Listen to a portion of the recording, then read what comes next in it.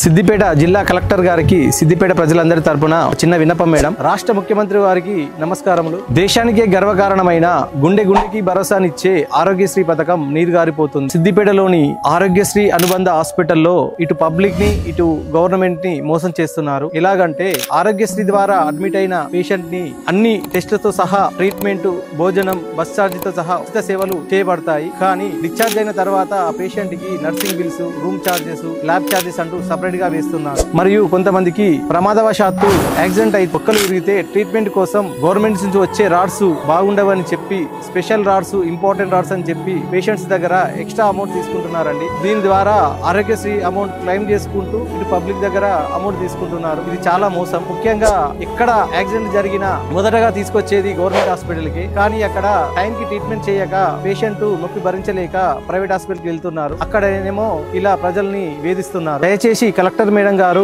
ఇలాంటివి పునరావృతం కాకుండా సిద్దిపేట ఆరోగ్యశ్రీ అనుబంధ హాస్పిటల్లో ఇన్స్ట్రక్షన్స్ ఇచ్చి పెద్ద పెద్ద అక్షరాలతో ఆరోగ్యశ్రీ ఫెసిలిటీని ప్రింట్ చేయించి ప్రజలందరికీ న్యాయం చేయాలని కోరుకుంటున్నామండి. రాష్ట్రం అంతా ఇలాంటి సంఘటనలు జరుగుతున్నాయి. కావున గవర్నమెంట్ దీనిపై చర్యలు తీసుకొని ఇలాంటి సంఘటనలు జరగకుండా చేయాలని మా 39వ వార్డు ప్రజల కోసం ఆరోగ్యశ్రీ కార్డ్ ని అందరికీ అర్థమయ్యే విధంగా ప్రింట్ చేయించి ఇంటింటికి పంచుతున్నామండి. రాష్ట్ర ప్రభుత్వం కూడా ఇలాంటి కార్డ్స్ చేసి ప్రజలందరికీ అర్థమయ్యే విధంగా చేయగలిగితే ఇంకా బాగుంటుందని మా యొక్క మనవి. Thank you. ఇట్లు మీ దీప్తి నాగరాజ్, 39వ వార్డు కౌన్సిలర్, సిద్దిపేట.